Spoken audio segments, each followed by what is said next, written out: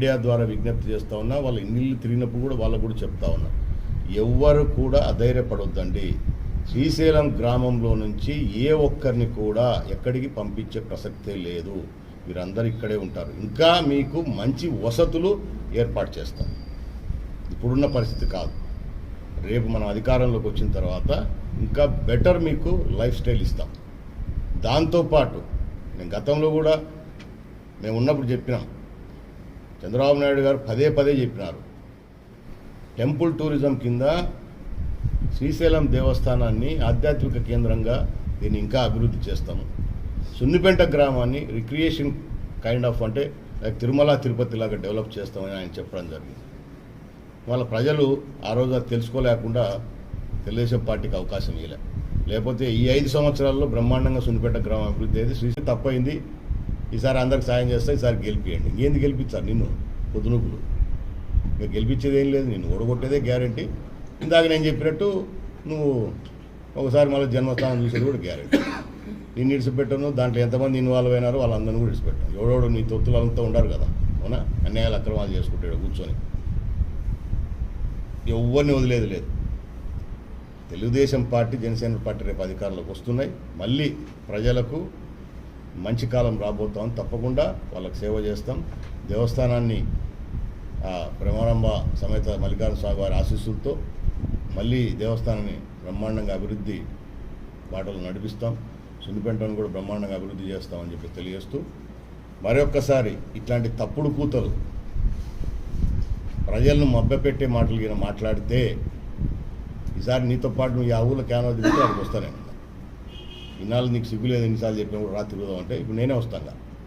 ఆడ నువ్వు వచ్చి కూర్చున్నావో శ్రీశైలం కాలంలో అడిగి నేనే వస్తా. ఏం చెప్తావో చూద్దాం ఎదురుగా ప్రజల్ని. తప్పుడు కూతలు కూర్చున్నామంటే సహించేది లేదు.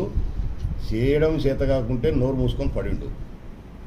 మళ్ళీ ప్రజలకి భయభ్రాంతులకు గురి చేసి, అంటే ఈ రకంగా ఈయనేదో పాపం ఒక 50 వీళ్ళ కుటుంబము, వీళ్ళ నాయనగారు, వీళ్ళ తాతగారు, జయనాయన గారు పెద్ద శ్రీశైలం సేవ చేసినట్టు. ఎవడని ఇంత రేకులు ఊడిపోతానో, ఇంత కొట్టం పైన పట్టా ఊడిపోతానో, పట్టా వేసుకొని గతి లేదు. ఆ పట్టా వేసుకాల ఊడిపోయినదో తెగిపోయినదంటే వీళ్ళ 10,000 లంచం ఇవ్వాలంట. ఇంత దరిద్రమైన పరిపాలన పెట్టుకొని మళ్ళీ నువ్వు బెదిరిస్తావా? పైగా ఇక్కడే పుట్టి పెరిగిన, ఇది నా ఊరు, మా ఊరు, ఇది నా ప్రజలు, నువ్వు బెదిరిస్తావా? యాడ నుంచి నువ్వే ఎత్తిచ్చింది నా కొడుకు, మళ్ళీ నువ్వు మళ్ళీ నా వాళ్ళని బెదిరియడం. పెద్ద అధికారం ఉందనే కదా రేపు నుంచి బెదిరిద్దులే. నోటిఫికేషన్ రాని నీ కథ ఉంటుంది. నోటిఫికేషన్ వస్తే జనాలు రేపు ఎట్టేగా పడతారో నువ్వే చూద్దు. అందరు బేపించిన నా కొడుకులు తయారైనబ్బా, ఏడు నుంచి వచ్చి నాయనలల్లా అందరినీ ఓట్లేసి గెలిపిస్తే చేయలేను.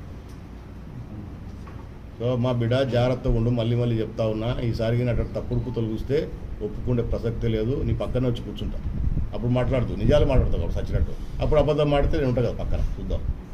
నువ్వు ఏం పీకలేవు, అయిపోయింది మీ కార్యక్రమం, నీది అయిపోయింది, మీ పార్టీది అయిపోయింది, ఎత్తిపోయింది. సొంతం చెల్లెలకి అమ్మకే బయటకు పంపించేవాడు జగన్మోహన్ రెడ్డి, అవునా? ఎవరైనా మిమ్మల్ని నమ్ముతారు? మళ్ళీ తెలుగుదేశం పార్టీ వేస్తామంట. ఆ రోజు చెప్తే ఏందో, ఈరోజు నీకే రివర్స్ అయింది బాణం, అవునా? అన్నీ అట్లే ఉంటాయి, అన్ని రివర్స్లే. పోయికాలం వచ్చినప్పుడు ఎవడు ఆపలేడు కదా. పోయికాలం వచ్చినప్పుడు ఇవన్నీ తప్పుడు కూతలుగా కూస్తుంటారు. మీ మాటలకు మీ దానికి ఎవరు ప్రజలు కూడా నమ్మే పరిస్థితి లేరు.